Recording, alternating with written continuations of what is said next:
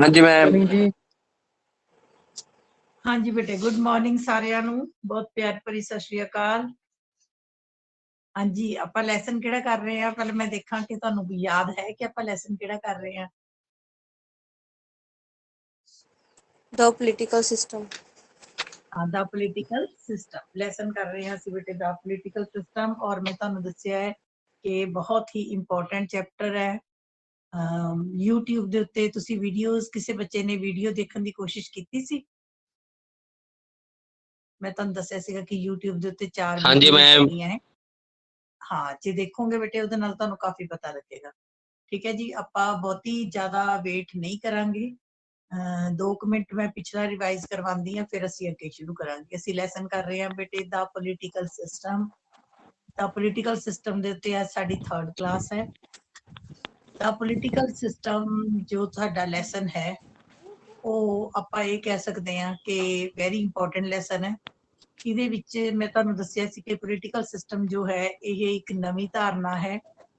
ਰਾਜ ਪੁਰਾਣੀ ਧਾਰਨਾ ਸੀ। ਦੂਸਰਾ, ਮੈਂ ਤੁਹਾਨੂੰ ਦਾ ਪੋਲੀਟੀਕਲ ਸਿਸਟਮ ਦੇ ਬੁੱਕਸ, ਇਹ ਪੋਲੀਟੀਕਲ ਸਿਸਟਮ ਦਾ ਕਨਸੈਪਟ ਕਿਸਨੇ ਇੰਟਰੋਡਿਊਸ ਕੀਤਾ, ਉਹਦੇ ਚ ਮੈਂ ਤੁਹਾਨੂੰ Graham Wallis, Arthur Bentley, Almond ਐਟੇ ਪੈਵੇਲ, ਡੇਵਿਡ ਈਸਟਨ, ਇਹਨਾਂ ਸਭ ਦਾ ਮੈਂ ਇੰਟਰੋਡਿਊਸ ਕਰ ਚੁੱਕੀ ਹਾਂ।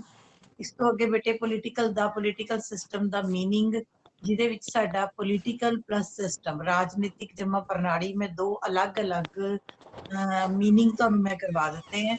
ठीक है, राजनीतिक ਦਾ अर्थ है उचित कानूनी शरीरक जबर शक्ति, ते इन्हू इंग्लिश च कहने लेजिटिमेट फिजिकल परसिपार एंड प्रणाली। मैं ਤੁਹਾਨੂੰ ਕੱਲ बड़ी डिटेल च करवा ਦਿੱਤੀ ਸੀ। ਉਸ ਤੋਂ ਬਾਅਦ मैं ਤੁਹਾਨੂੰ ਇਹ ਵੀ ਕਰਵਾ ਦਿੱਤਾ ਸੀ ਕਿ ਰਾਜਨੀਤਿਕ ਜਮਾ ਪ੍ਰਣਾਲੀ ਦੋਨਾਂ ਨੂੰ ਇਕੱਠੇ ਮਿਲ ਕੇ ਕਿ ਉਹ ਪ੍ਰਣਾਲੀ ਜੋ ਜਿਸ ਕੋਲ ਕਾਨੂੰਨ ਬਣਾਉਣ ਦਾ ਅਧਿਕਾਰ ਹੋਵੇ, ਉਹ ਪ੍ਰਣਾਲੀ ਜਿਸ ਦੇ ਨਿਰਣੇ ਉਚਿਤ ਹੋਣ, ਜਿਸ ਦੇ ਕਾਨੂੰਨ ਸਹੀ ਹੋਣ, ਲੋਕਾਂ ਦੇ ਭਲੇ ਵਿੱਚ ਹੋਣ, ਕਾਨੂੰਨ ਦੇ ਅਨੁਸਾਰ ਸਹੀ ਹੋਣ, ਨਿਯਮਾਂ ਦੇ ਅਨੁਸਾਰ ਸਹੀ ਹੋਣ ਅਤੇ ਉਹ ਕਾਨੂੰਨ ਸਾਰਿਆਂ ਨੂੰ ਮੰਨਣੇ ਪੈਣ, ਤਾਂ ਉਸ ਨੂੰ ਆਪਾਂ ਰਾਜਨੀਤਿਕ ਪ੍ਰਣਾਲੀ ਕਹਿੰਦੇ ਹਾਂ।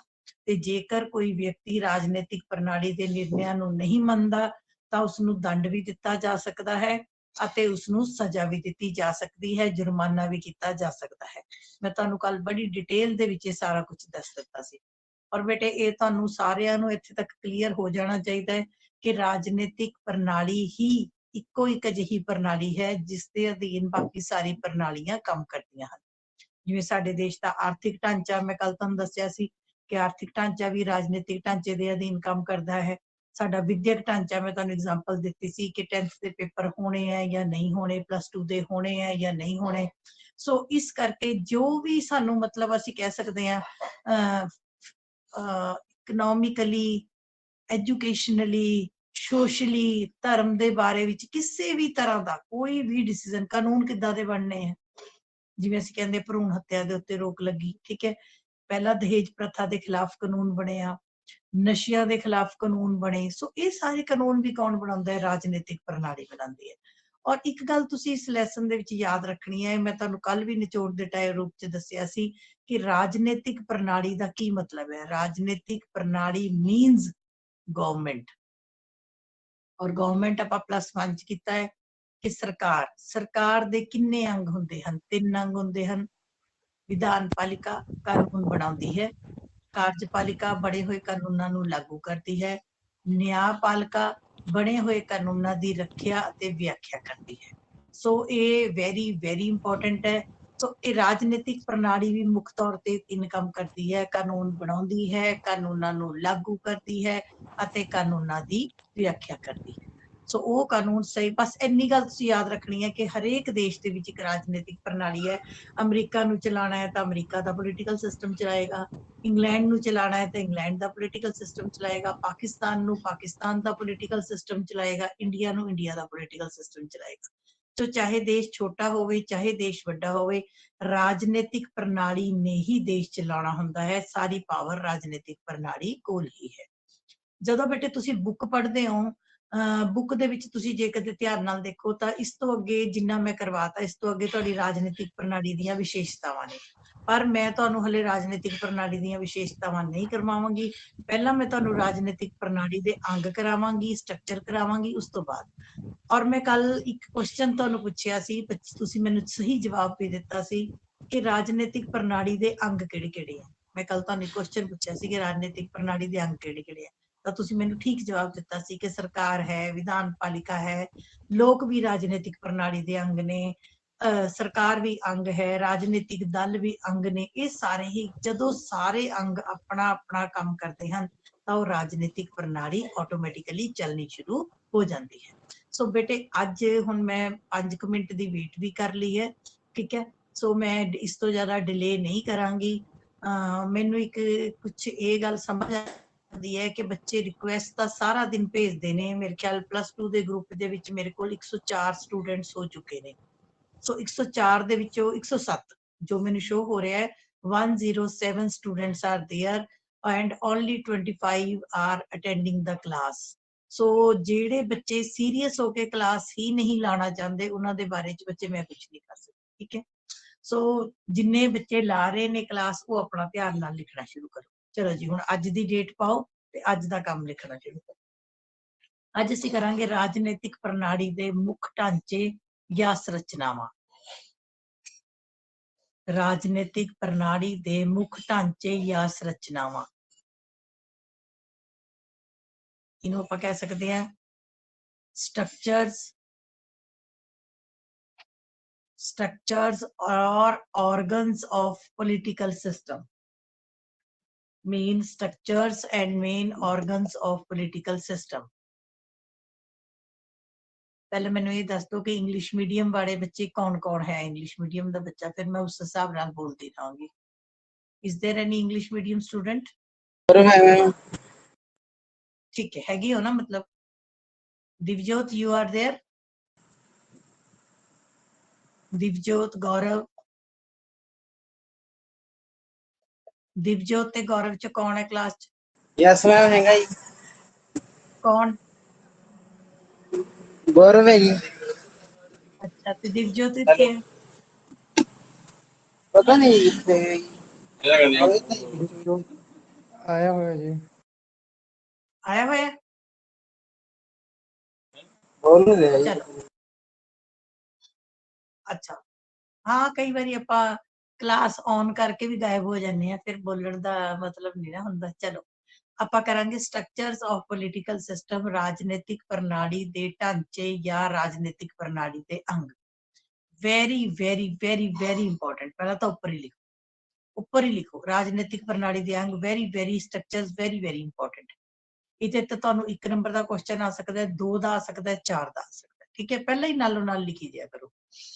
उस तो बाद की है कि राजनीतिक लिखो। राजनीतिक प्रणाली दे मुख रूप विच 2 तरह के अंग हुंदे हन, 2 तरह के ढांचे या अंग हुंदे हन। There are 2 types of structures of political system. इनू आपां अंग भी कह सकते हैं, इनू आपां स्ट्रक्चर्स भी कह सकते हैं।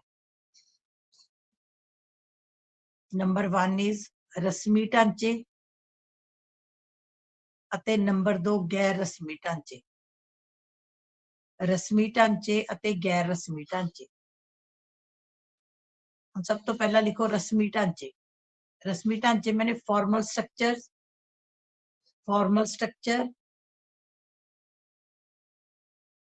दूसरा informal structure, formal structure and informal structure.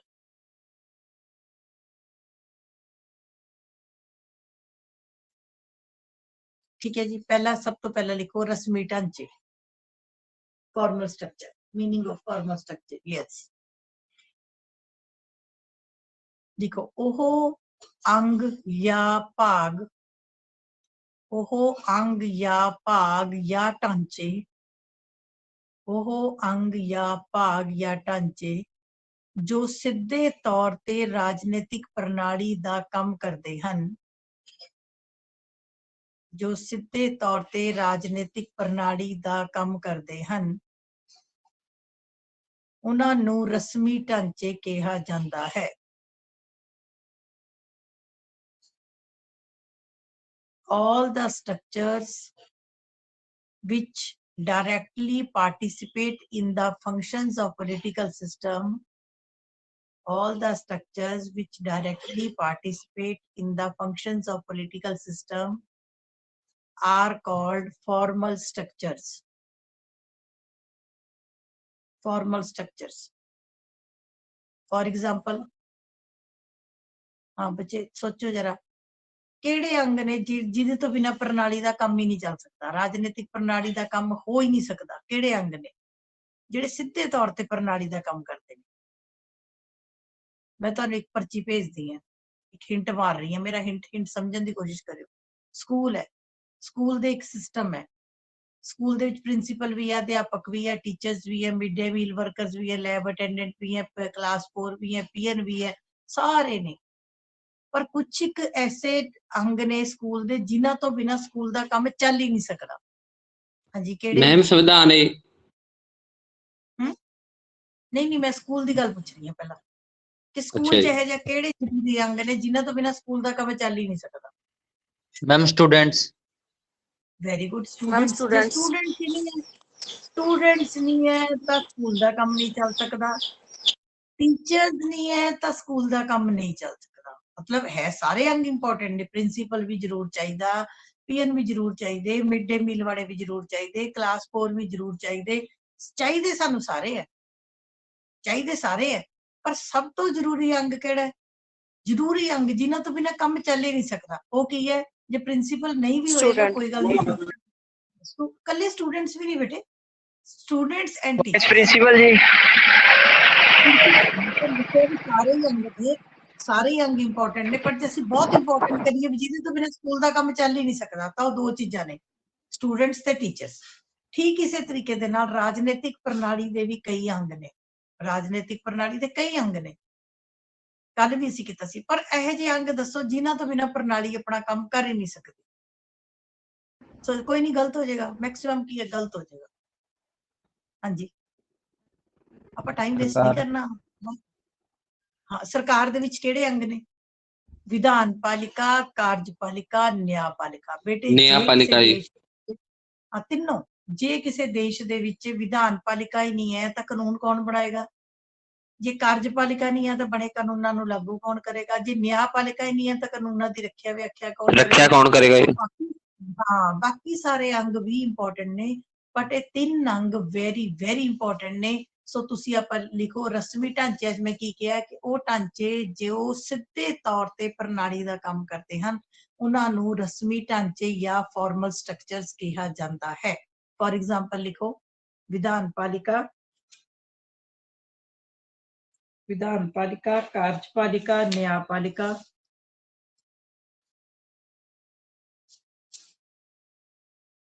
ਇਹ ਰਾਜਨੀਤਿਕ ਪ੍ਰਣਾਲੀ ਦੇ ਰਸਮੀ ਢਾਂਚੇ ਹਨ। Legislature, executive and judiciary, these are the formal structures of political system.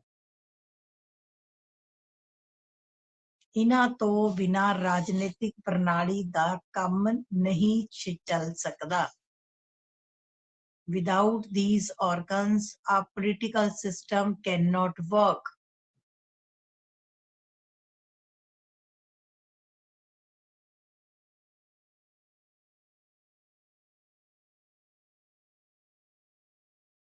लिख लिया जी?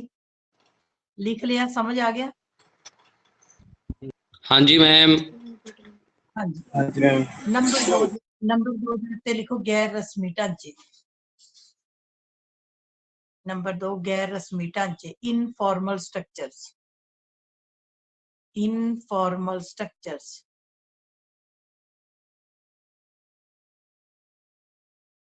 लिखो ਉਹ ਢਾਂਚੇ ਜਾਂ ਅੰਗ, ਉਹ ਢਾਂਚੇ ਜਾਂ ਅੰਗ ਜੋ ਰਾਜਨੀਤਿਕ ਪ੍ਰਣਾਲੀ ਦਾ ਕਾਰਜ, ਉਹ ਢਾਂਚੇ ਜਾਂ ਅੰਗ ਜੋ ਰਾਜਨੀਤਿਕ ਪ੍ਰਣਾਲੀ ਦਾ ਕਾਰਜ ਅਸਿੱਧੇ ਤੌਰ ਤੇ ਕਰਦੇ ਹਨ ਉਹਨਾਂ ਨੂੰ ਗੈਰ ਰਸਮੀ ਢਾਂਚੇ ਕਿਹਾ ਜਾਂਦਾ ਹੈ। All the organs which indirectly helps the political system, all the organs which indirectly help the political system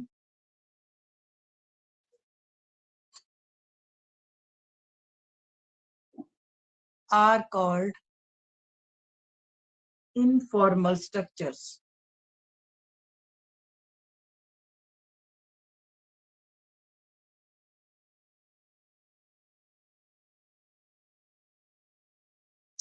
हाँ जी बेटे, ਹੁਣ ਇਨਫਾਰਮਲ ਸਟਰਕਚਰਸ ਕਿਹੜੇ-ਕਿਹੜੇ ਆ ਜਿਨ੍ਹਾਂ ਤੋਂ ਬਿਨਾ ਪ੍ਰਣਾਲੀ ਜਿਹੜੇ ਪ੍ਰਣਾਲੀ ਦਾ ਕੰਮ ਕਰਦੇ ਨੇ ਪਰ ਸਿੱਧੇ ਰੂਪ ਚ ਉਹਨੇ ਤੁਸੀਂ ਸਭ ਕੁਝ ਪਾ ਦਿਓ। ਰਾਜਨੀਤਿਕ ਦਲ ਪਾਓ, ਸਾਡੇ ਨੇਤਾ ਪਾਓ, हित समूह दबाव समूह पाओ। हित समूह दबाव समूह में जो विद्यार्थी समूह है, किसान समूह है, ये सारे भी प्रणाली का काम करते हैं। हित समूह दबाव समूह, ठीक है, नाल ही लिखो कि वो सारे, इस तो इलावा वो सारे अंग, इस तो इलावा वो सारे अंग जो प्रणाली का काम करते हैं, जो प्रणाली का काम करने च मदद करते हैं। इस तो इलावा वो सारे अंग जो प्रणाली का काम करने विच मदद करते हैं, उन्हां नूं गैर रस्मी या इनफॉर्मल स्ट्रक्चर्स कहा जाता है।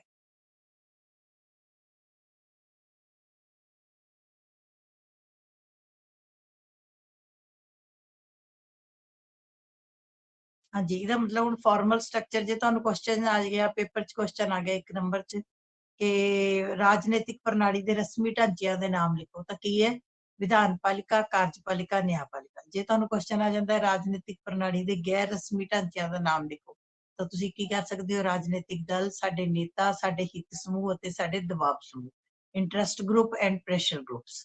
ਹਿੱਤ ਸਮੂਹ ਮੈਨੇ ਇੰਟਰਸਟ ਗਰੁੱਪਸ, ਪ੍ਰੈਸ਼ਰ ਗਰੁੱਪਸ, दबाव समूह मैंने प्रेशर ग्रुप्स। इंटरस्ट ग्रुप ते प्रेशर ग्रुप की है कि जिस तरह विद्यार्थी समूह है, हम देखो दिल्ली च किसान बैठे हैं, ठीक है, जियो किसान मंगा रख रहे हैं ताई प्रणाली दे उत्ते असर पै रहा है, ता प्रणाली नूं उस हिसाब नाल काम करना पै रहा है। सो विद्यार्थी यूनियन है, अध्यापक यूनियन है, डॉक्टर यूनियन है, वकील यूनियन है, किन्नियां यूनियंस ने बेटे, ठीक है, ये सारे अपने मंगा रखते हैं। अगे असीं पढ़ांगे तां ही प्रणाली काम करती है। सो ये सारे भी प्रणाली का काम करने च इसकी हेल्प करते हैं। सो ये की आ गए इनफॉर्मल स्ट्रक्चर। पहले हुण मैनूं ये दसो भी ये वेरी वेरी इंपॉर्टेंट है, तुहानूं 4 नंबर च इकट्ठा क्वेश्चन आ सकता है। राजनीतिक प्रणाली के ढांचिਆਂ ਦਾ वर्णन करो, ਉਹਦੇ ਤੁਸੀਂ ਦੱਸਣਾ कि राजनीतिक प्रणाली के 2 तरह के ढांचे ਹੁੰਦੇ ਹਨ, एक सिद्धे एक असिद्धे, रस्मी ਅਤੇ गैर रस्मी। फिर रस्मी की एग्जाम्पल जो प्रणाली का काम सीधे तौर पर करते हैं, जिन्हां तो बिना प्रणाली का काम किया ही नहीं जा सकता, वो आगे रस्मी। दूजे आगे गैर रस्मी जो प्रणाली का काम करने च प्रणाली की मदद करते हैं, ठीक है, पर असिद्धे तौर पर मदद करते हैं। सो ਉਹਦੇ ਚ गैर रस्मी। ਇਹ ਤੁਹਾਨੂੰ 4 ਨੰਬਰ ਚ ਆ ਸਕਦਾ है, 2 ਨੰबर ਚ आ सकता है, 1 ਨੰबर ਚ आ सकता है, रस्मी ढांचे पूछा जा सकता है, गैर रस्मी पूछा जा सकता है। पहले मैनूं ये दसो भी इत्थे तक हो गया ਤਾਂ मैं अगे चला। हाँ जी मैम। हाँ जी यस मैम। मैम। अच्छा पहला मैनूं एक बार ये दस दो भी मनोली तो किहड़े-किहड़े बच्चे क्लास च एक एक करके 1 बाय 1। अरसलान जी, भारती जी, ये क्या चलान है जी? संजीव भारती जी, संदीप भारती, गौरव, अनमोल सिंह जी। गौरव जी गौरव। गगनप्रीत है वो, गगनप्रीत मैम सुखमनप्रीत गगनप्रीत और गौरव जी, ये गौरव हो गया। दिव्यजोत नहीं है? अनमोल सिंह जी। अनमोल है, दिव्यजोत मेहता है। जी, दिवजोत ने तो फोन भी नहीं चेक करा जी, जसवीर का जी मैं 2 बारी कर लिया जी। मैम एक सुखमन भी हैगा जी। अच्छा चलो, अच्छा मेरी गल सुनो प्लीज, ठीक है, अपनी ये लाइव क्लास है, ये लाइव क्लास ਤੁਹਾਡੀ ਜਿਹੜੀ ਹੈਗੀ ਹੈ ਪੋਲੀਟੀਕਲ ਸਿਸਟਮ ਦੇ ਉੱਤੇ ਜਿੰਨੀਆਂ ਤੁਹਾਡੀਆਂ ਲਾਈਵ क्लास ਨੇ 3 4 5 ਜਿੰਨੀਆਂ ਇਸ ਹਫਤੇ ਚ ਹੋ ਗਈਆਂ, ਉਹ ਮੈਂ ਸ਼ਨੀ ਐਤਵਾਰ ਨੂੰ YouTube 'ਚ ਆਪਣੇ ਚੈਨਲ ਤੇ ਪਾ ਦਾਂਗੀ। ਸੋ ਜਿਹੜੇ ਬੱਚੇ ਬਾਰ-ਬਾਰ ਫੋਨ ਕਰਕੇ ਜਾਂ ਮੈਸੇਜ ਕਰਦੇ ਨੇ ਕਿ ਸਾਨੂੰ ਕੰਮ ਪਾ ਦਿਓ, ਸਾਨੂੰ ਕੰਮ ਪਾ ਦਿਓ, ਤੁਸੀਂ ਉਹਨਾਂ ਨੂੰ ਬਸ ਇੱਕੋ ਗੱਲ ਕਹਿ ਦਿਆ ਕਰੋ ਕਿ YouTube ਚੈਨਲ ਦੇ ਉੱਤੇ ਲਾਈਵ ਕਲਾਸ ਦੇਖ ਲਓ। ਅਸੀਂ ਸਾਰਾ ਦਿਨ ਨਾ ਤਾਂ ਮੈਂ ਫ੍ਰੀ ਹਾਂ ਬੇਟੀ ਇੰਨੀ, ਨਾ ਤੁਸੀਂ ਇੰਨੇ ਵੇਲੇ ਹੋ ਕਿ ਲੋਕੀ ਮੈਸੇਜ ਪਾਈ ਜਾਣ ਤੇ ਆਪਾਂ ਉਹਨਾਂ ਨੂੰ ਕੰਮ ਪਾਈ ਜਾਈਏ। ਜਿਹਨੂੰ ਲੋੜ ਹੈ ਉਹ ਕਲਾਸ ਲਗਾ ਲਵੇ, ਸਿੱਧੀ ਗੱਲ ਹੈ, ਠੀਕ ਹੈ। ਜਿਹਨੂੰ ਭੁੱਖ ਲੱਗੀ ਹੈ ਉਹ ਰੋਟੀ ਖਾਏ, ਜਿਹਨੂੰ ਨਹੀਂ ਭੁੱਖ ਲੱਗੀ ਉਹ ਨਾ ਖਾਏ, ਪਰ ਦੂਜੇ ਨੂੰ ਤੰਗ ਨਾ ਕਰੇ। ਸੋ ਇਸ ਕਰਕੇ ਇਸ ਗਰੁੱਪ ਦੇ ਵਿੱਚ ਸਾਰਾ ਦਿਨ ਮੈਸੇਜ ਆਉਂਦੇ ਰਹਿੰਦੇ। ਖੈਰ ਮੈਂ ਤਾਂ ਪੜ੍ਹਦੀ ਹੀ ਨਹੀਂ ਮੈਸੇਜ, ਮੈਂ ਨਾ ਤਾਂ ਮੈਂ WhatsApp ਤਾਂ ਪੜ੍ਹਦੀ ਹਾਂ, ਤੇ ਨਾ ਮੈਂ ਕੋਈ ਹੋਰ ਮੈਸੇਜ ਪੜ੍ਹਦੀ ਹਾਂ, ਕਿਉਂਕਿ ਮੇਰਾ ਇੰਨਾ ਬਿਜ਼ੀ ਸ਼ਡਿਊਲ ਹੁੰਦਾ ਹੈ, I can't read all the messages. ਠੀਕ ਹੈ, ਤੁਸੀਂ ਜੋ ਮਰਜ਼ੀ ਪਾਈ ਜਾ ਰਹੇ ਹੋ ਉਹ ਮੈਸੇਜ ਪਾਣੇ ਬੰਦ ਕਰੋ ਪਹਿਲਾਂ ਤਾਂ। ਠੀਕ ਹੈ, ਰਿਕੁਐਸਟ ਸਾਰਾ ਦਿਨ ਰਿਕੁਐਸਟ ਆਉਂਦੀ ਰਹਿੰਦੀ ਹੈ, ਮੈਂ ਐਕਸੈਪਟ ਵੀ ਕਰ ਲੈਂਦੀ ਹਾਂ, ਪਰ ਜਦੋਂ ਕਲਾਸ ਲੱਗਦੀ ਹੈ ਤਾਂ ਤੁਸੀਂ ਦੇਖ ਲਓ 107 ਦੇ ਵਿੱਚ 23 ਬੱਚੇ ਕਲਾਸ ਲਾ ਰਹੇ, ਠੀਕ ਹੈ, ਜਾਂ 25 ਬੱਚੇ ਵੱਧ ਤੋਂ ਵੱਧ ਕਲਾਸ ਲਾ ਰਹੇ ਆ। ਮੈਂ ਇੱਕ ਹਫਤਾ ਦੇਖ ਕੇ ਇੱਕ ਹਫਤੇ ਬਾਅਦ ਜਿਹੜੇ ਬੱਚੇ ਕਲਾਸ ਲਾ ਰਹੇ ਆ ਮੈਂ ਉਹਨਾਂ ਨੂੰ ਛੱਡ ਕੇ ਬਾਕੀਆਂ ਦੀ ਰਿਕੁਐਸਟ ਖਤਮ ਡਿਸਮਿਸ ਕਰ ਦੇਣੀ ਹੈ, ਉਹ ਬੱਚੇ ਕਲਾਸ ਹੀ ਨਹੀਂ ਲਾ ਸਕਦੇ। ਮੈਂ ਵੱਧ ਤੋਂ ਵੱਧ ਮੈਂ 100 ਮੰਗਲਵਾਰ ਤੱਕ ਦੇਖਣਾ ਹੈ, ਇਸ ਤੋਂ ਜ਼ਿਆਦਾ ਮੈਂ ਨਹੀਂ ਦੇਖਣਾ। ਠੀਕ ਹੈ ਜੀ। ਉਸ ਤੋਂ ਅਗਲੀ ਗੱਲ ਕਿ ਜਿਹੜੇ ਬੱਚੇ ਨਹੀਂ ਕਲਾਸ ਲਾਉਂਦੇ ਉਹ ਬਾਕੀਆਂ ਨੂੰ ਤੰਗ ਨਾ ਕਰਿਆ ਕਰਨ ਕਿ ਸਾਨੂੰ ਕੰਮ ਭੇਜੋ, ਜਿਹਨੂੰ ਲੋੜ ਹੈ ਆਪਣੀ ਕਲਾਸ ਲਾਓ। ਠੀਕ ਹੈ, ਇੱਕ ਵਾਰੀ ਫੋਟੋ ਖਿੱਚ ਕੇ ਸੰਜੀਵ ਭਾਰਤੀ ਬੇਟੇ ਤੁਸੀਂ ਪਾ ਦੇਣਾ। ਮਨੋਲੀ ਦੀ ਕੋਈ ਲੜਕੀ ਇਸ ਵੇਲੇ ਕਲਾਸ ਲਾ ਰਹੀ ਹੈ?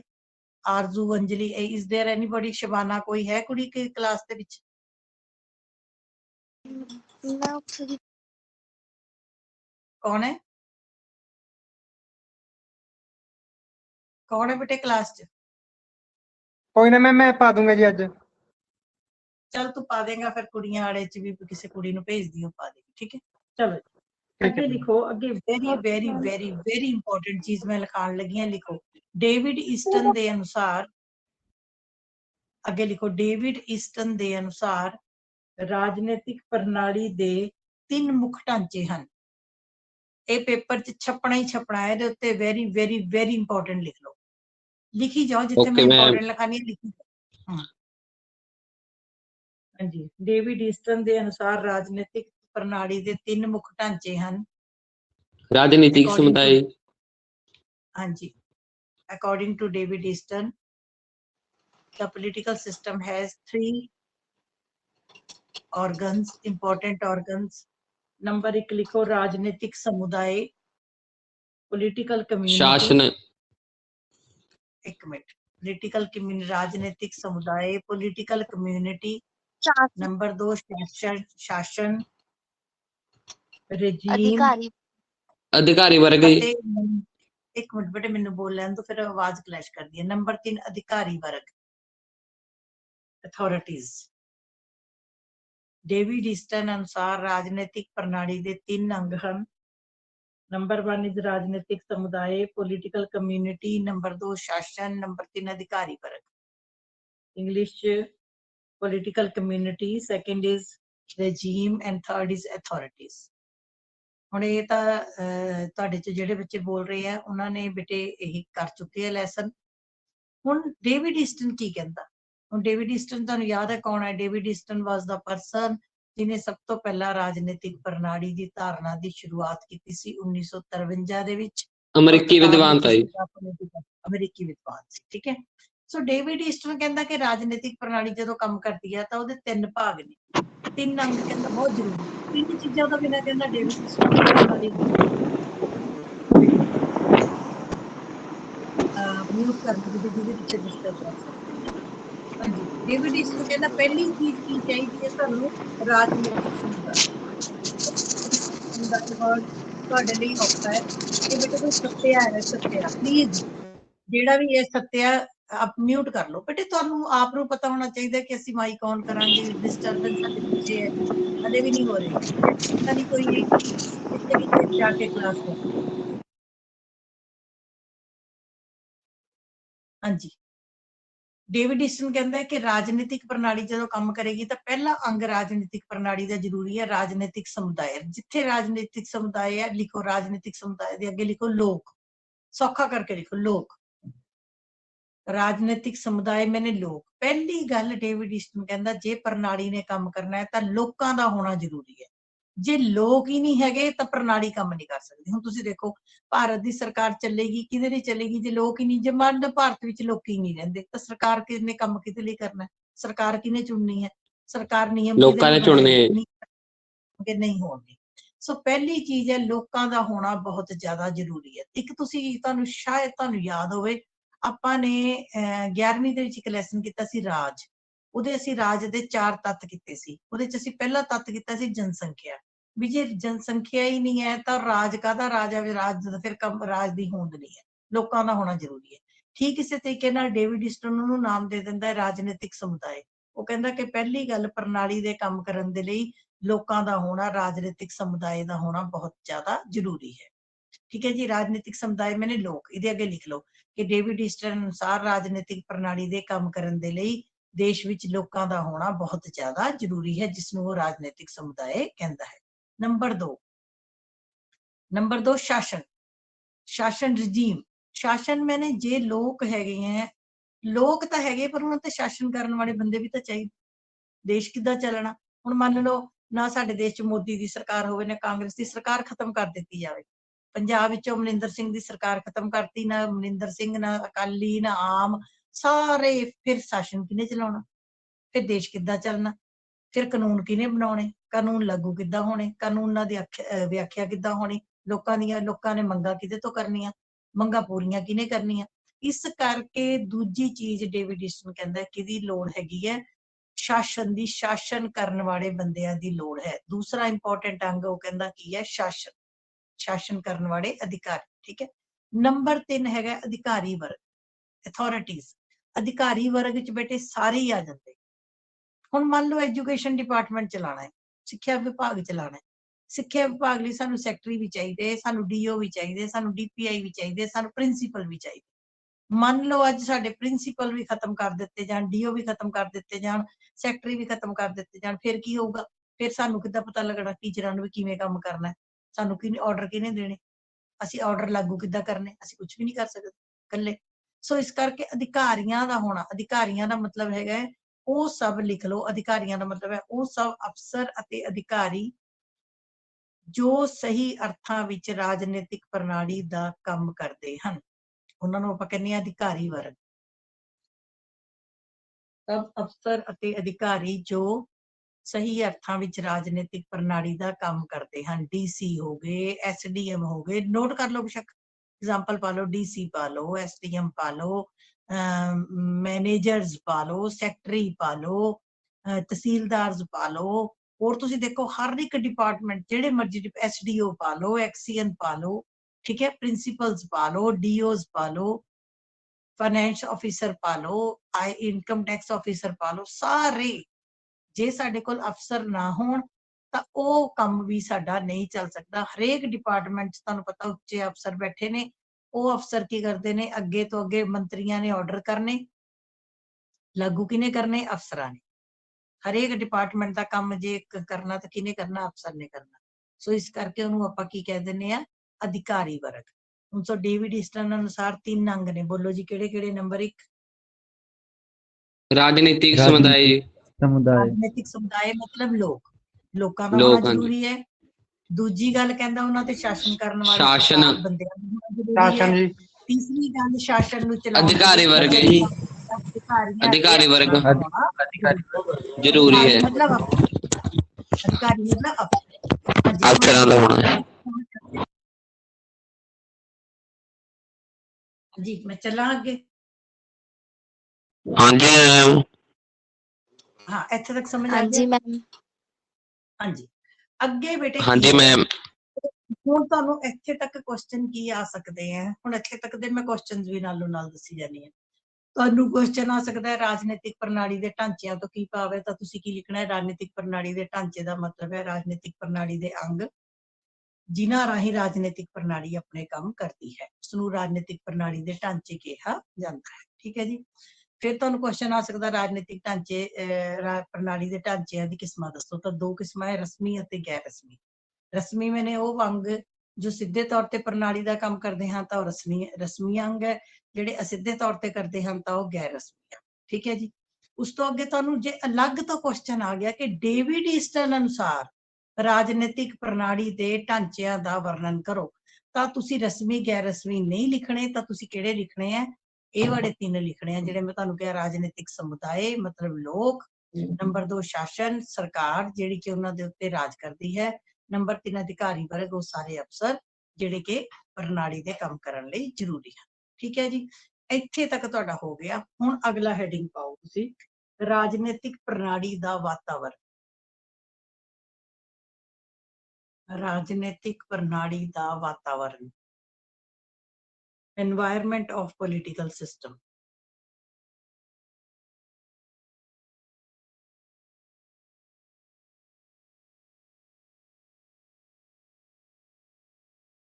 ਹਾਂਜੀ एनवायरमेंट जिथे आप राजनीतिक प्रणाली का वातावरण लिखिया ना ਉਹਨੂੰ ਲਿਖਿਆ ਰਹਿਣ ਦੋ, ਉਹਨੂੰ ਕੱਟਿਓ ਨਾ। ਉਸ ਤੋਂ ਪਹਿਲਾਂ ਇੱਕ ਬਾਕਸ ਬਣਾਓ, ਜਿੱਦਾਂ ਏਦਾਂ ਕਰਕੇ ਬਾਕਸ ਮੈਂ ਆਪਣੇ ਸਟੂਡੈਂਟਸ ਨੂੰ ਬਣਾਉਂਦੀ ਹੁੰਦੀ ਹਾਂ ਬਾਕਸ, ਜਿਹਦੇ ਵਿੱਚ ਤੁਸੀਂ ਇੰਪੋਰਟੈਂਟ ਚੀਜ਼ ਲਿਖੋ ਹਰੇਕ ਬਾਕਸ ਬਣਾ ਕੇ ਲਿਖੋ ਹਰੇਕ ਰਾਜਨੀਤਿਕ ਪ੍ਰਣਾਲੀ ਦਾ ਮੁੱਖ ਕੰਮ, ਹਰੇਕ ਰਾਜਨੀਤਿਕ ਪ੍ਰਣਾਲੀ ਦਾ ਮੁੱਖ ਕੰਮ ਲੋਕਾਂ ਦੀਆਂ ਮੰਗਾਂ ਨੂੰ ਪੂਰਾ ਕਰਕੇ ਉਹਨਾਂ ਸੰਬੰਧੀ ਕਾਨੂੰਨ ਬਣਾਉਣਾ ਹੈ। ਰਾਜਨੀਤਿਕ ਪ੍ਰਣਾਲੀ ਦਾ ਮੁੱਖ ਕੰਮ ਲੋਕਾਂ ਦੀਆਂ ਮੰਗਾਂ ਸੰਬੰਧੀ ਕਾਨੂੰਨ ਬਣਾ ਕੇ ਉਹਨਾਂ ਮੰਗਾਂ ਨੂੰ ਪੂਰਾ ਕਰਨਾ ਹੈ। The main function of political system is to fulfill the demands of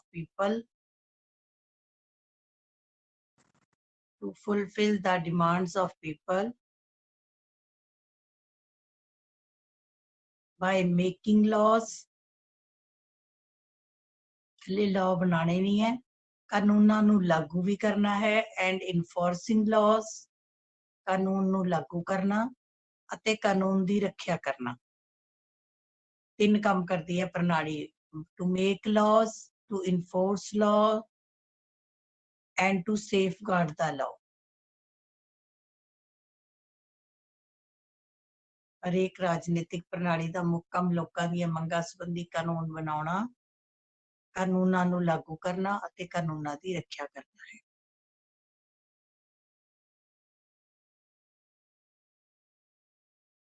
ਠੀਕ ਹੈ ਜੀ। ਹੁਣ ਮੈਨੂੰ ਇੱਕ ਗੱਲ ਦੱਸੋ ਜਰਾ, ਪ੍ਰਣਾਲੀ ਕੰਮ ਕਦੋਂ ਕਰਦੀ ਹੈ? ਜਦੋਂ ਲੋਕੀ ਮੰਗਾਂ ਕਰਦੇ ਆ, ਤੇ ਜੇ ਲੋਕੀ ਮੰਗਾਂ ਹੀ ਨਾ ਕਰਨ। ਹਾਂਜੀ ਹੁਣ ਮੰਨ ਲਓ ਤੁਹਾਡੇ ਡੈਡੀ ਕੰਮ ਕਿਉਂ ਕਰਦੇ ਆ? ਡੈਡੀ ਕੰਮ ਤੇ ਕਿਉਂ ਜਾਂਦੇ ਆ?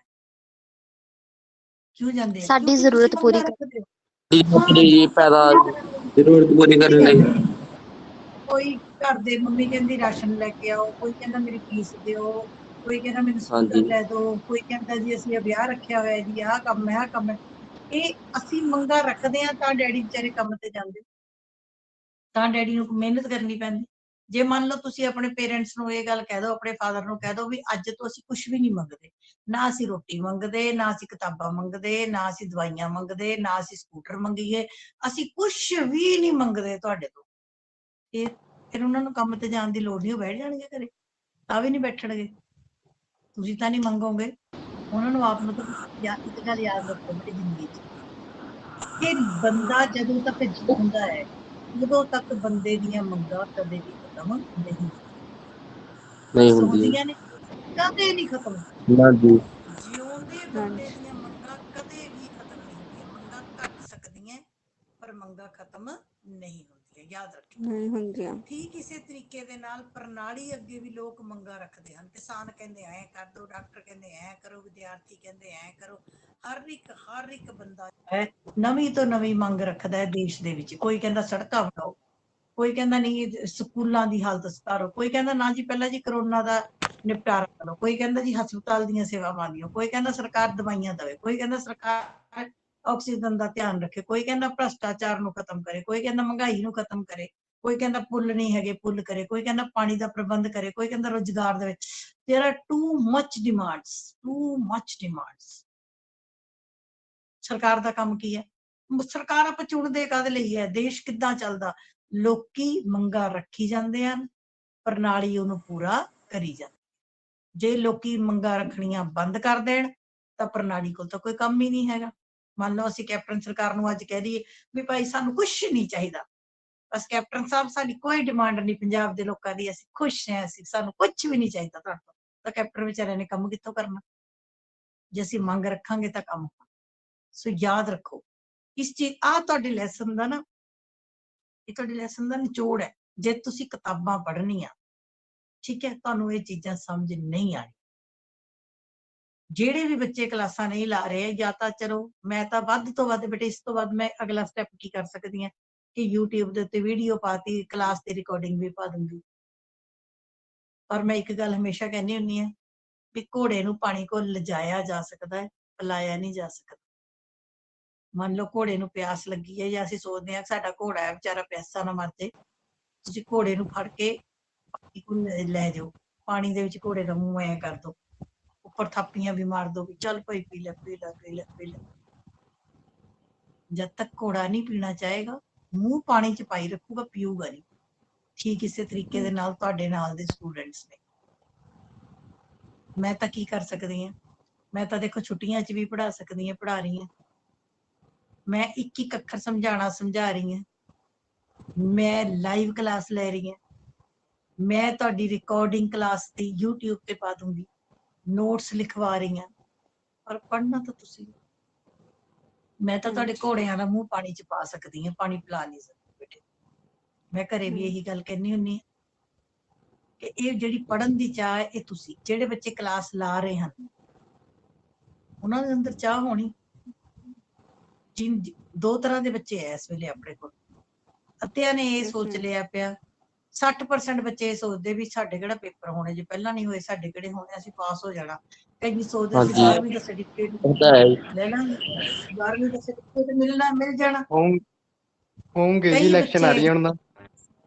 ਨਹੀਂ ਸੁਣੋ ਮੇਰੀ ਗੱਲ, ਚਲੋ ਜੇ ਨਾ ਵੀ ਹੋਣ, ਕਈ ਬੱਚੇ 30% ਬੱਚੇ ਏਦਾਂ ਦੇ ਆ, 70% ਬੱਚੇ ਏਦਾਂ ਦੇ ਆ ਜਿਹੜੇ ਸੋਚਦੇ ਨੇ ਵੀ ਅਗਲੇ 2 ਸਾਲ ਹੋ ਗਏ ਪਾਸ ਹੁੰਦੇ, ਅਸੀਂ ਵੀ ਹੋ ਜਾਣਾ, ਜਾਂ ਲੈ ਨੰਬਰ ਆ ਗਏ ਬਸ ਠੀਕ ਹੈ, ਸਾਨੂੰ ਆਂਦਾ ਜਾਂਦਾ ਕੁਝ ਹੋਵੇ ਨਹੀਂ। ਪਰ 30% ਬੱਚੇ ਏਦਾਂ ਦੇ ਆ ਜਿਹੜੇ ਇਹ ਸੋਚਦੇ ਆ ਵੀ ਅੱਜ ਨਹੀਂ ਤਾਂ ਕੱਲ, ਤੇ 22 ਚ ਨਹੀਂ ਤਾਂ 23 ਚ ਕਰੋਨਾ ਖਤਮ ਹੋਣਾ, ਜਦੋਂ ਅਸੀਂ ਅਗਲੀਆਂ ਕਲਾਸਾਂ 'ਚ ਜਾਣਾ ਸਾਨੂੰ ਪਿਛਲਾ ਪੜਿਆ ਹੋਇਆ ਨਹੀਂ, ਅਸੀਂ ਕੱਲ ਨੂੰ ਪੇਪਰ ਦੇਣੇ, ਅਸੀਂ ਕੱਲ ਨੂੰ ਕੰਪੀਟੀਸ਼ਨ 'ਚ ਬੈਠਣਾ, ਅਸੀਂ ਕੱਲ ਨੂੰ ਕਿਸੇ ਤਰ੍ਹਾਂ ਦੇ ਟੈਸਟ ਦੇਣੇ, ਜੇ ਅਸੀਂ ਪੜ੍ਹਿਆ ਹੀ ਨਹੀਂ ਹੋਏਗਾ ਅਸੀਂ ਕੀ ਕਰਾਂਗੇ। ਕਈਆਂ ਦਾ ਮਤਲਬ ਸਿਰਫ ਸਰਟੀਫਿਕੇਟ ਤੱਕ ਹੈ ਵੀ ਸਾਨੂੰ ਤਾਂ 12ਵੀਂ ਪਾਸ ਦਾ ਸਰਟੀਫਿਕੇਟ ਮਿਲ ਜਾਏ, ਭਾਵੇਂ ਜਾਲੀ ਮਿਲ ਜਾਏ, ਜਿੱਦਾਂ ਮਰਜ਼ੀ ਮਿਲ ਜਾਏ। ਕਈਆਂ ਦਾ ਮਤਲਬ ਗਿਆਨ ਦੇ ਲਈ ਹੈ ਕਿ ਅਸੀਂ ਨੌਲੇਜ ਲਈ ਪੜ੍ਹਨਾ।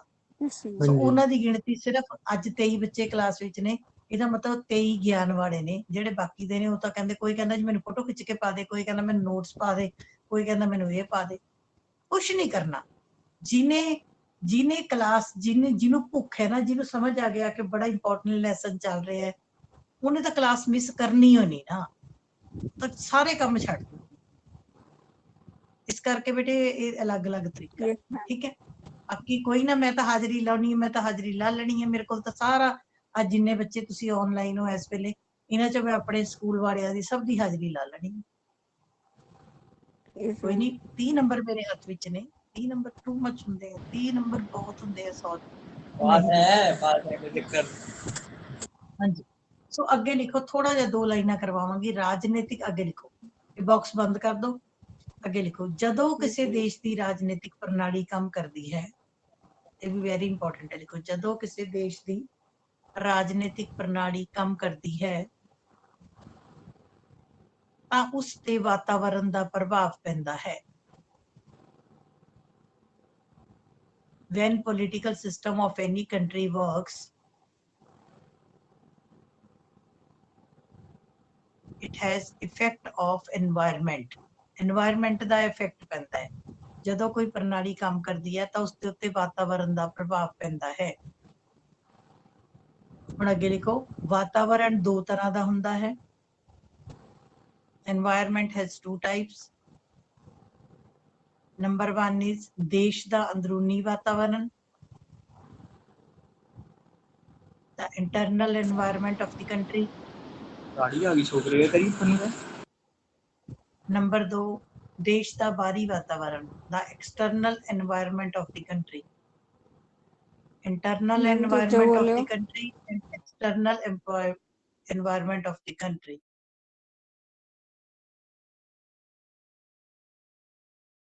ਹਾਂਜੀ, ਪਹਿਲਾ ਲਿਖੋ, internal environment of the country, ਦੇਸ਼ ਦਾ ਅੰਦਰੂਨੀ ਵਾਤਾਵਰਣ।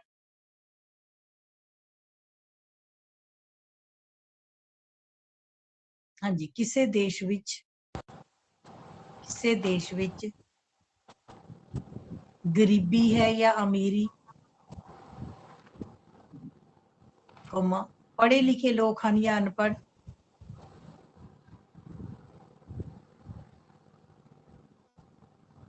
ਮਿਹਨਤੀ ਲੋਕ ਹਨ ਜਾਂ ਆਲਸੀ,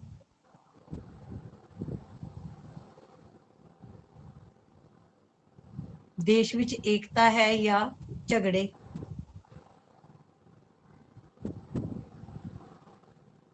ਕਮਾ ਧਰਮ, ਜਾਤ, ਭਾਸ਼ਾ,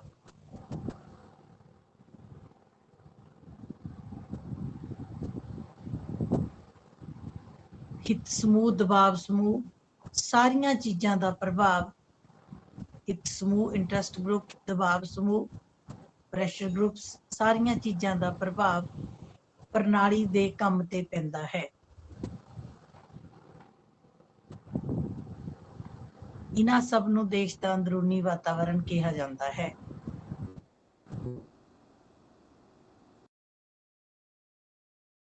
ਸਾਰਾ ਕੁਝ ਆ ਜਾਣਾ, ਜ਼ਰੂਰੀ ਨਹੀਂ ਜੋ ਮੈਂ ਲਿਖਾਇਆ ਉਹੀ ਆਣਾ। ਨੇਤਾ ਚੰਗੇ ਹੈ ਕਿ ਮਾੜੇ, ਰਾਜਨੀਤਿਕ ਦਲ ਵਧੀਆ ਹੈ ਕਿ ਮਾੜੇ, ਦੇਸ਼ ਦੇ ਲੋਕ ਪੜ੍ਹੇ ਲਿਖੇ ਹੈ ਕਿ ਅਨਪੜ੍ਹ, ਮਿਹਨਤੀ ਹੈ ਕਿ ਆਲਸੀ, ਬੇਈਮਾਨ ਹੈ ਕਿ ਇਮਾਨਦਾਰ ਹੈ, ਗਰੀਬ ਹੈ ਕਿ ਅਮੀਰ ਹੈ, ਇਹ ਸਾਰਾ ਦੇਸ਼ ਦਾ ਅੰਦਰੂਨੀ ਵਾਤਾਵਰਣ। ਹੁਣ ਅਸੀਂ ਕਹਿ ਦਿੰਦੇ ਹਾਂ ਅਮਰੀਕਾ ਬਹੁਤ ਵਧੀਆ ਜੀ, ਇੰਗਲੈਂਡ ਬਹੁਤ ਵਧੀਆ ਜੀ, ਫਲਾਣਾ ਬਹੁਤ ਵਧੀਆ, ਉੱਥੇ ਸਭ ਕੁਝ ਵਧੀਆ ਹੈ। ਉੱਥੇ ਦੇ ਲੋਕ ਵੀ ਇਮਾਨਦਾਰ ਨੇ, ਲੋਕ ਪੜ੍ਹੇ ਲਿਖੇ ਵੀ ਨੇ, ਲੋਕ ਸੂਝਵਾਨ ਵੀ ਹੈ, ਲੋਕ ਅਮੀਰ ਵੀ ਹੈ, ਲੋਕਾਂ ਦੇ ਕੋਲ ਰੋਟੀ ਦੇ ਲਾਲੇ ਨਹੀਂ ਪਏ ਹੋਏ, ਜਨਸੰਖਿਆ ਵੀ ਘੱਟ ਹੈ, ਸਾਰਾ ਕੁਝ ਘੱਟ ਹੈ। ਹੁਣ ਜਿੰਨੇ ਟੀਕੇ ਬਾਹਰਲੇ ਦੇਸ਼ਾਂ 'ਚ ਲੱਗਦੇ ਪਏ ਉਹਦੇ ਨਾਲੋਂ 10 ਗੁਣਾ ਜ਼ਿਆਦਾ ਟੀਕੇ ਭਾਰਤ ਵਿੱਚ ਲੱਗ ਰਹੇ ਆ। ਪਰ ਪੰਗਾ ਕੀ ਹੈ ਵੀ ਬਾਹਰਲੇ ਦੇਸ਼ਾਂ 'ਚ ਹਰ ਇੱਕ ਬੰਦੇ ਨੂੰ ਟੀਕਾ ਲੱਗ ਲਿਆ, ਜਨਸੰਖਿਆ ਘੱਟ ਹੈ। ਸਾਡੇ ਇੱਥੇ ਭਾਵੇਂ 10 ਗੁਣਾ ਟੀਕੇ ਲਾ ਲਈਏ ਤਾਂ ਵੀ ਨਾ ਪੂਰੇ ਹੋਣੇ, ਕਿਉਂਕਿ ਜਨਸੰਖਿਆ 135 ਕਰੋੜ ਤੋਂ ਉੱਪਰ ਹੈ। ਸੋ ਜਦੋਂ ਕੋਈ ਪ੍ਰਣਾਲੀ ਕੰਮ ਕਰਦੀ ਹੈ, ਜਦੋਂ ਵੀ ਕੋਈ ਪ੍ਰਣਾਲੀ ਕੰਮ ਕਰਦੀ ਹੈ ਤਾਂ ਉਹਦੇ ਉੱਤੇ ਦੇਸ਼ ਦੇ ਵਾਤਾਵਰਣ ਦਾ ਪ੍ਰਭਾਵ ਪੈਂਦਾ ਹੈ, ਅੰਦਰੂਨੀ ਵਾਤਾਵਰਣ ਦਾ। ਜੇ ਦੇਸ਼ ਅਮੀਰ ਹੈ ਪ੍ਰਣਾਲੀ ਹੋਰ ਤਰ੍ਹਾਂ ਦੇ ਕੰਮ ਕਰੇਗੀ, ਦੇਸ਼ ਗਰੀਬ ਹੈ ਪ੍ਰਣਾਲੀ ਹੋਰ ਤਰ੍ਹਾਂ ਦੇ ਕੰਮ ਕਰੇਗੀ, ਲੋਕ ਅਨਪੜ੍ਹ ਨੇ ਹੋਰ ਤਰ੍ਹਾਂ ਦਾ ਦੇਸ਼ ਹੋਏਗਾ, ਪੜ੍ਹੇ ਲਿਖੇ ਨੇ ਹੋਰ ਤਰ੍ਹਾਂ ਦਾ ਹੋਏਗਾ, ਲੋਕ ਮਿਹਨਤੀ ਨੇ ਹੋਰ ਤਰ੍ਹਾਂ ਦਾ। ਆਪ ਜਾਪਾਨ ਦੇ ਲੋਕ ਦੇਖ ਲਓ, ਜਾਪਾਨ ਕਿਉਂ ਇੰਨੀ ਤਰੱਕੀ ਕਰ ਗਿਆ ਇੰਨੀ ਬੁਰੀ ਹਾਲਤ ਤੋਂ ਬਾਅਦ? ਕਿਉਂਕਿ ਜਾਪਾਨ ਦੇ ਲੋਕ ਮਿਹਨਤੀ ਨੇ, ਬੇਨਤੀ ਨੇ, ਇਮਾਨਦਾਰ ਨੇ। ਸਾਡੇ ਇੱਥੇ ਪੜ੍ਹੇ ਲਿਖੇ ਵੀ ਘੱਟ ਨੇ, ਅਨਪੜ੍ਹ ਵੀ ਜ਼ਿਆਦਾ ਨੇ, ਮੂਰਖ ਵੀ ਜ਼ਿਆਦਾ ਨੇ, ਆਲਸੀ ਵੀ ਜ਼ਿਆਦਾ ਨੇ, ਭ੍ਰਸ਼ਟਾਚਾਰ ਵੀ ਜ਼ਿਆਦਾ ਨੇ, ਸਾਰੇ ਬੁਰਾ ਹਾਲ ਹੈ। ਬੁਰਾ ਹਾਲ ਹੋਣਾ ਹੈ ਕਿ ਨਹੀਂ ਹੋਣਾ? ਠੀਕ ਹੈ, ਤਾਂ ਇਹ ਚੀਜ਼। ਅਗਲਾ ਲਿਖੋ, ਸਮਾਜ ਦਾ ਬਾਹਰੀ ਵਾਤਾਵਰਣ। ਸਮਾਜ ਦਾ ਬਾਹਰੀ ਵਾਤਾਵਰਣ, external environment of the country.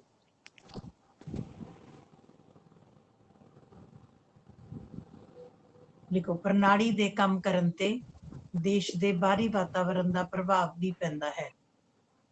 ਪ੍ਰਣਾਲੀ ਦੇ ਕੰਮ ਕਰਨ ਤੇ ਦੇਸ਼ ਦੇ ਬਾਹਰੀ ਵਾਤਾਵਰਣ ਦਾ ਪ੍ਰਭਾਵ ਵੀ ਪੈਂਦਾ ਹੈ।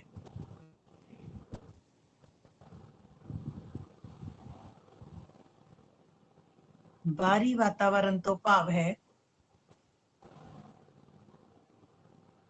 ਬਾਹਰੀ ਵਾਤਾਵਰਣ ਦੂਜੇ ਦੇਸ਼ਾਂ ਨਾਲ ਸੰਬੰਧ, ਕਿ ਸਾਡੇ ਦੂਜੇ ਦੇਸ਼ਾਂ ਨਾਲ ਕਿੱਦਾਂ ਦੇ ਸੰਬੰਧ ਨੇ, ਦੂਜੇ ਦੇਸ਼ਾਂ ਨਾਲ ਸ਼ਾਂਤੀ ਜਾਂ ਯੁੱਧ,